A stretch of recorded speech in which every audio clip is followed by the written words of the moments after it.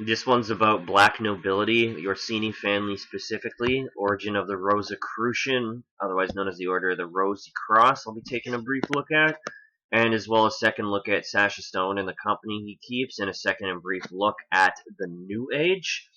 And what I want to say is this is my second time now uploading this video, so if it gets shut down, there is a backup that's being used on Rumble called Based Human Being. That's all one word, where the first letter of each word is capitalized. So, Chazanon, known as the Italian black nobility, the Orsini family of Rome were descendants of the Julio-Claudian family, which is where Julius Caesar comes from, which is one of the most influential lineages in medieval history, and they have 34 cardinals, 3 popes, and other various significant political and religious figures, and those are the 3 popes over there. This is one of the crests, and in particular we're going to talk about why there are bears on it.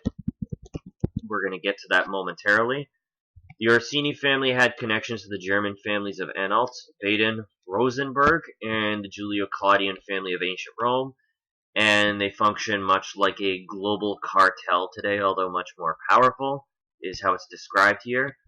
And we're going to talk a little bit about the Rosenberg family as well. The name Orsini, it comes from the word urso, which means bear. And the Orsinis descend from the Orontid dynasty, which is a tribe of Urartu, which was north of the Akkadian Empire. We're basically talking about the area of Turkey, Armenia, Iran, Iraq. The Orsini were related to the Boboni family that existed in Rome in the 11th century, and it mentions the 3 popes once again. So, the Orsini family moved to Rome in the 18th century, where Duke Domenico Orsini married Maria Luisa Torlonia in 1823, and in 1850, Domenico was Minister of War, Lieutenant General of the Pope's armies, the Senator of Rome. Princely branch that still exists is the one originating from Apulia, and is currently represented by Prince Domenico Napoleon Orsini, Duke of Gravina, and he's the current head of the family and one of the main overseers of the Rosicrucian order. So let me just explain something. I had referred to him in my All Roads Lead to Rome video as the Grey Pope. However, while many articles use this term, and as well I believe Santos Bonacci has as well, there is no adequate proof to show that there is such a position held within the Vatican. So therefore, what I'm saying is exercise discretion, and that applies to myself as well, being that I made the mistake. Always make sure to double check facts, and just because something is repeated many times over and over in various articles does not make it correct. So, the Orsinis have owned palaces throughout Italy and currently own and manage the Orsini Institute in Caserta, a luxury development in downtown LA in California, and they own several jewelry businesses. And the Orsinis work closely with these German dynasties that I have mentioned, but I'm going to add the Ligny of Belgium in there, as that was not previously stated. We're going to talk about the Rosenbergs of Bohemia. The Rosenberg family was a prominent Bohemian noble family that played an important role in Czech medieval history from the 13th century to 1611, and members of this family held positions in the Prague and later imperial royalty, and were seen as very powerful lords of the Kingdom of Bohemia. You can see Alfred Rosenberg over here, who is a Nazi, and we have various members that are part of different fraternal orders, such as the Order of the Sepulchre of Jerusalem and the Order of the Golden Fleece. The Order of the Golden Fleece is something that is split, where there is part of it in Spain and then part of it in Austria. So we're going to talk about the Rosy Cross here, the Orsini family of Rome, the Orsini Rosenberg family of Austria, and the Rosenberg family of Bohemia created and managed Rosicrucianism, or the Order of the Rosy Cross, which is a secret society of alchemists. And alchemy is the manipulation of human psyche and biology through chemicals. So this is one of many possible definitions you can give for the term alchemy, as we're going to cover that the Orsini family have ties to Merck, the pharma company, so that is an appropriate definition here. However, we can look at things in a more metaphorical or philosophical manner, such as when they refer to turning lead to gold, that this is a sort of ascension process, if you will, or enlightenment, or bettering yourself to the best of your ability. And also, fun fact about the Rosenberg family is that Paul Rosenberg is Eminem's manager, and as well, he is Eminem's lawyer. He is the president of Def Jam, just to show you a little bit of influence that the Rosenberg family has in present day.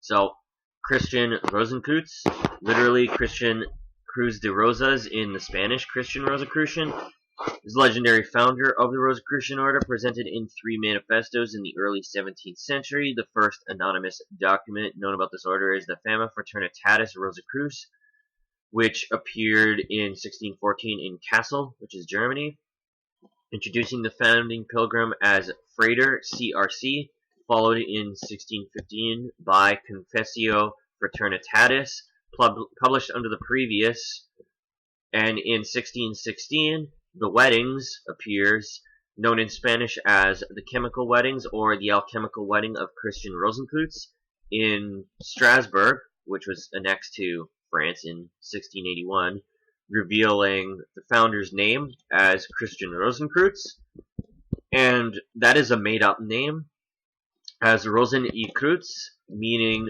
the rose and the cross, hence the term Rosicrucian.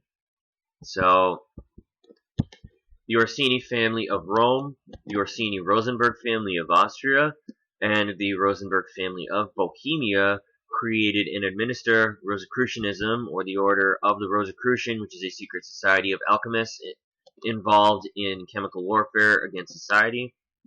And the Rosicrucian order is the symbol of a rose on a cross.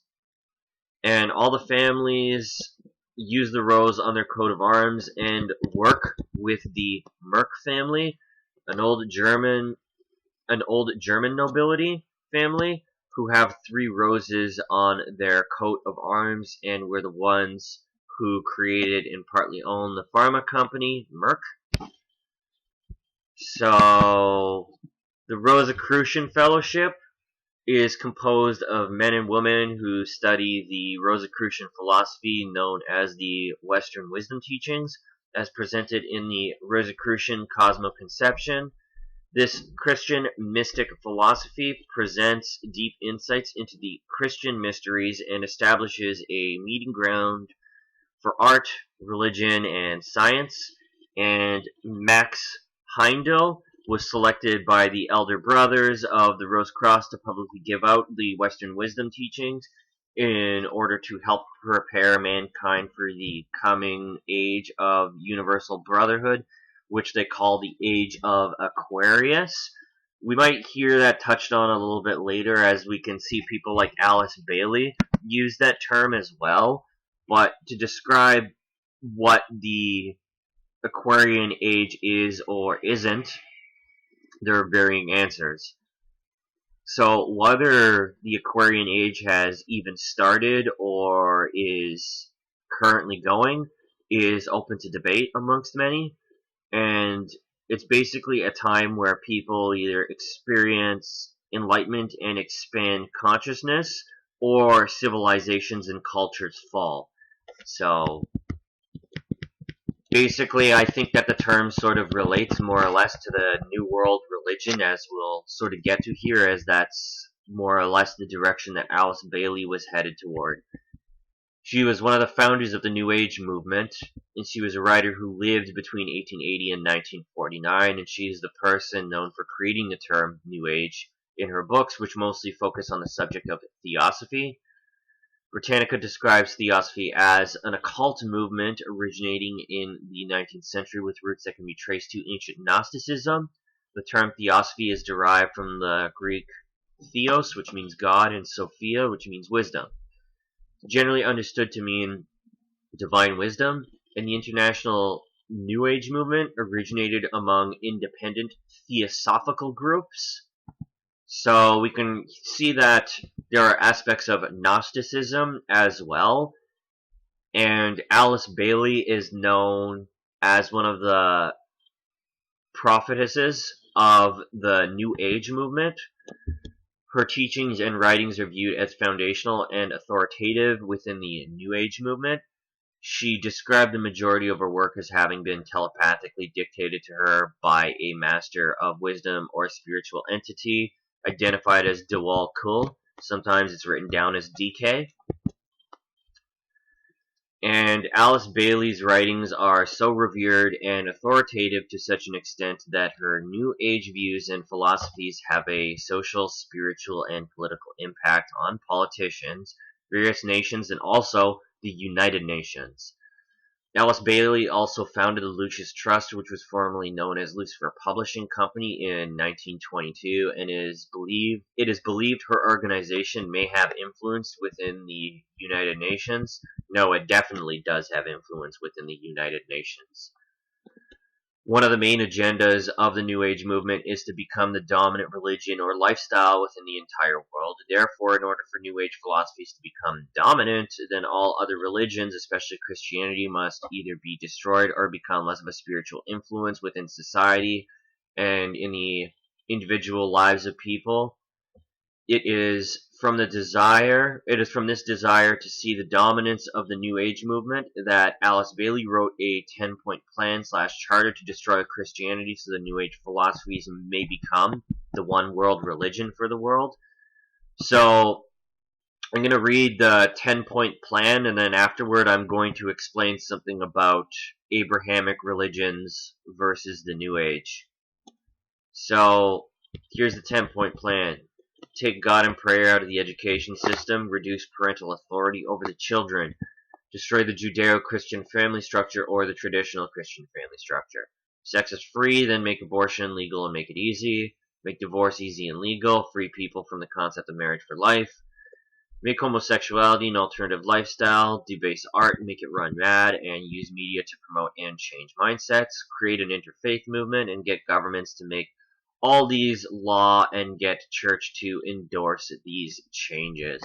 So, in particular, what you have with the Abrahamic religions versus that of the New Age is, I compare the New Age to Brave New World and the Abrahamic religions to 1984, because everything within the Abrahamic religions revolve around penalties, punishment of going to hell, and that sort of a thing, and a lot of that is fear-based, whereas when you look at the New Age, this kind of love and light demeanor, if you will, ascending to the 5D and different kinds of buzz terms used for it, essentially there's more of a lulling kind of taking place, a lulling and a dulling, as I would say, and as well, while in the Abrahamic religions, you're primarily fixated on an external savior coming. With the point of the New Age, you are waiting for some sort of ascension process, hence the term 5D, to just magically happen. So it's in the same ballpark, if you will, but a little bit different. They can be compared sometimes when people use terms like intergalactic federation and Palladians and such, because at that point they are relying on an external savior, even if things are not entirely fear-based. So this is very much like the left and right side of politics, just attacking one another. It very much works hand in hand, and therefore the best way to describe this is with the Freemason motto, Ordo ab Chao, which means order out of chaos. So I'm going to talk a little bit about some of these pictures here, but I want to start off by saying in my video entitled Freedom, Frugality, and Fraternity, which I'll leave links to in the description, of course, I covered Sacha's friend, Ciro Orsini, who owns Pomodoro's Pizza, and he's affiliated with something called the Knights of St. Francis. I also showed Sacha's ties to the UN, being involved in the MDG Awards, the Millennium Development Goals, which is just a pre-existing term to Sustainable Development Goals, so same crap. And as well, I covered Humanitad, the Academy of Divine Knowledge, something called unified, and very little about the International Tribunal of Natural Justice, the ITNJ. So we're going to look at some of the symbols here. We can see that Humanitad here has the laurel wreath, just like the UN, and I know that in ancient Rome, this was given to Romans declaring a sort of heroic act. And also the H inside Humanitad is a bit of a mystery, because the question is, does it stand for Humanitad, Holy See, like the corporation that does work on behalf of the Vatican, or Horus, as in the Jesuit, IHS, Isis, Horus, and Set. So, and then as well, you have the black sun symbolism here. We could see the sort of exterior of ITNJ, the sun within Humanitad. So, the black sun symbolizes, I'm gonna quote Manly P. Hall, the occult power of the microcosm of the self, and Helena Blavatsky, who Alice Bailey was largely influenced by, one of the Theosophists. Blavatsky said the black sun is known as the invisible sun, related to prime matter and the unconscious. So we can see some very close similarities to Jesuit symbols and the United Nations. And with this in particular, this is all-seeing eye symbolism here that we see. We see the all-seeing eye over top of the pyramid on the American dollar bill. And so this is very much the equivalent of that with shining light here, and especially being that Humanitad is tied to the UN, only makes sense. So this is Sir John Walsh of Brenna in particular. He is affiliated with the ITNJ, and we'll cover him a little further, but I'm focusing on symbols right now. So you can see that there are double columns here for his chair, just very much like Boaz and Jachin here, the two pillars of Solomon's temple. And those two words, you learn the word Boaz as an entered apprentice in Freemasonry, and then fellow craft, second degree, you learn the term Jachin. So this rosette that's in the center here, which is like a rose in particular, this sort of represents the Orsini family, if you will, here, as we can see, as it represents a rose, and a rose is in the center of the Orsini crest. And the peacock here, we can see that peacocks are used quite often within royalty or even with the Vatican. So the peacock is supposed to represent a spiritual protector, but the white peacock symbolizes higher consciousness and spiritual development. However, if we're looking at them as protectors, it's interesting with the rosette in the center here, as they're protecting the Orsini family and the ITNJ. And with this particular symbol here, this is just another example to show peacocks, but they're protecting a pine cone. And this here looks more like an artichoke, being that it's on a stem. So the pine cone refers to the pineal gland and the third eye, and is thereby a symbol of human enlightenment. And the pine cone can be a pagan fertility symbol that is associated with the god Baal and the goddess Cybele, that is spelled Cybele. So Baal is a god of fertility and rain, and is typically depicted as a bull. He was worshipped a lot around Crete, in Greece in particular, as that's where the idea of the Minotaur started. And Cybele, the goddess of motherhood, nature, agriculture, and fertility. So we can see fertility as the thing that Baal and Cybele have in common. And this in particular, like I said, it has a long stem, and pine cones don't have that, so this is likely an artichoke. And the leaves of the artichoke symbolize the crown chakra, which represents a sense of understanding and is typically depicted through the color purple, as I'm wearing a purple bandana. So the artichoke is also called a fleur magique, which is the magic flower. It represents hope and a prosperous future. And it's used in particular quite often by the Italian mafia. And then this figure 8 that you can see here, or the infinity symbol, otherwise known as the Ouroboros, is sometimes shown in the form of a circle where there is a snake or dragon eating its own tail, other times very much in this figure 8 sort of position, and it represents the eternal cycle of life and death, destruction or rebirth, or other kinds of cycles. And then this in particular, we could see that they use red ink within the ITNJ, and signatures and fingerprints of the founders are used in red ink, and this is symbolic of a blood contract, blood sacrifices.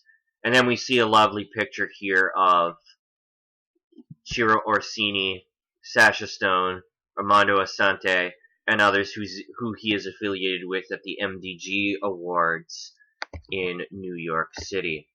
So now I'm going to talk a little bit about the ITNJ.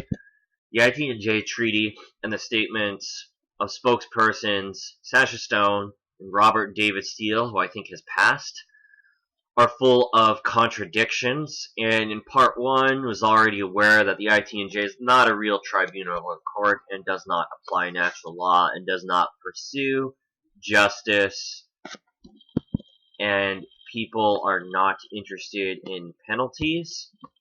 Calls are made to what they describe as truth and reconciliation, or absolution and redemption. The findings have to do with some of these sinister acts here. I'm not going to read this in particular, as I don't want this video to be taken down, but allegations of these horrendous crimes are to be taken to the UN and existing international judicial institutions. However, while ITNJ speak about natural law, the United Nations or Interpol or the International Criminal Court of in The Hague, none of them deal with natural law. So this quote here, the International Tribunal for Natural Justice establishes a new planetary legal justice for the people, by the people, to restore the rule of law and natural justice to a world that is increasingly plagued by legal abuses. Well, that's funny enough, because you're sending the information of people's testimonies of horrible things that have happened to them to the very institutions that allow those very horrible things to happen, and are the ones that are encroaching on us with Agenda 2030, the United Nations I look at in particular for that. So the ITNJ claims that only existing bodies have the mandate to prosecute people, such as International Criminal Court, Europol, Scotland Yard, and Interpol, other national enforcement agencies. And despite admitting that all these organizations are infiltrated and corrupt and only serve large corporations, they're apparently expected to look into the criminal activity that's taking place, which is just absurd, frankly. That's an understatement, as people are definitely being exploited who are giving up their testimonies here. In addition, they only want to handle cases against natural persons. A claim against a criminal institution or corporation will not be processed, but that is against their statement here. It's a contradiction. Committee is not looking for a witch hunt for specific persons, but rather wants to set in motion a culture that ensures the restoration of truth, as well as disclosure, reconciliation, and redemption of the following terrible activities, including terrible activities done to children. So only the Chief Justice, which is Sir John Walsh of Brenna over here, this particular gentleman, only the Chief Justice decides which cases are handled, and this judge has been appointed for life. Sir John Walsh, or Brenna, is the Chief Justice in the Committee of Inquiry, and the title Sir refers to the fact that he is knighted and part of the establishment, absolutely. So therefore, people who get knighted don't do service on behalf of we the people, they do service on behalf of the crown or governmental institutions. So the Commission of Inquiry is an international group, and a number of people that have been asked based on their work in the field of human rights. You can view the entire composition of the committee on the ITNJ website. However, a number of prominent committee members have a striking background that raises numerous questions. Yes, absolutely. So, Sacha Stone, in particular, will start off first. Commissioner and founder of Humanitad, New Earth Trust, and the ITNJ. That's some interesting lingo that he likes to use. He likes to talk about heaven on earth, or bringing about the new earth. This is just very creepy and ominous coming from someone like Sacha Stone. Humanitad supports the ideas of the UN Agenda 2030 regarding sustainability, and the ITNJ is described as the main judicial body of Humanitad and the New Earth Trust. Sacha Stone's real name is Simon Jean Paul Sacha Adams, and he is the son of Sir Walter Adams, top official with the British establishment. And Sir Walter Adams was one Rockefeller Fellow and member of the Rockefeller Foundation. In addition, he was appointed officer of the Order of the British Empire in 1945 and appointed Companion of the Order of St. Michael and St. George in 1952 and knighted in 1970. His son is Simon Jean Paul Sacha Adams, which is Sacha Stone's real name.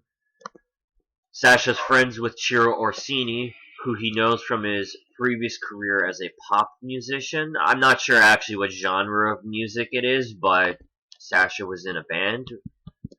And he is registered as one of the board members in Sacha's company, Stone Music Company Limited.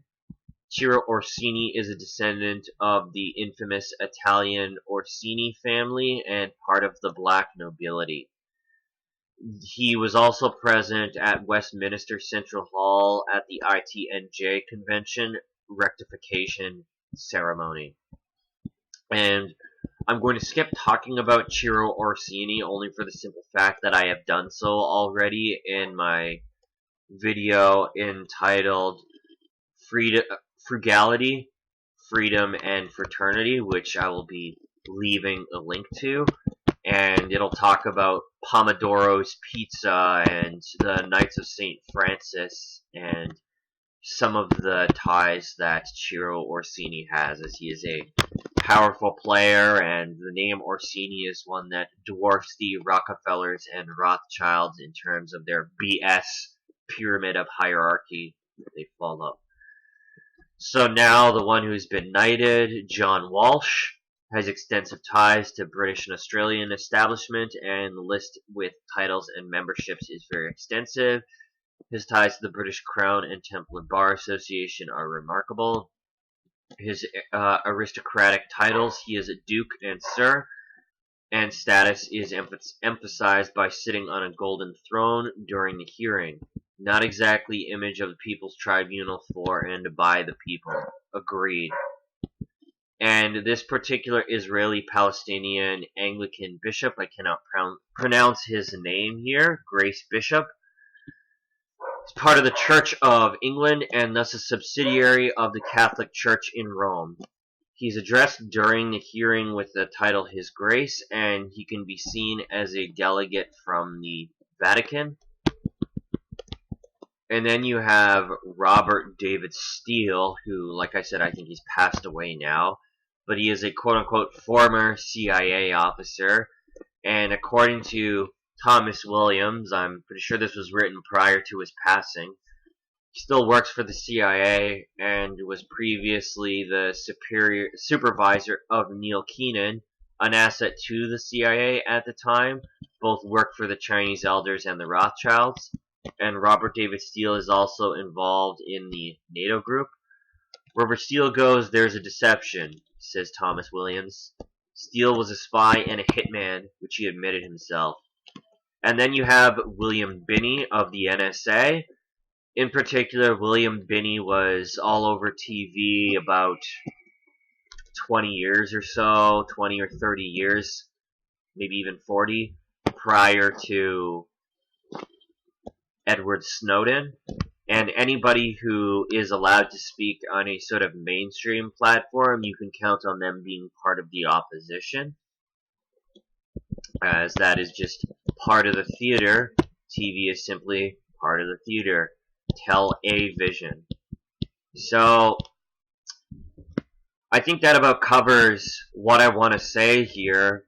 However, what I will say is use your discretion for any of the information that is found, and by all means feel free to ask questions and either message me on my Facebook account, which is just Matt Unseated, or through any of the comments on YouTube.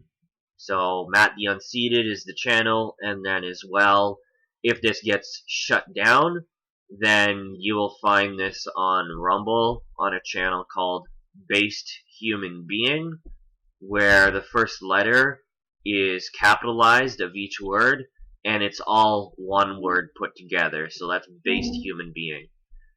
Anyway, thanks for watching, and please take care of yourselves.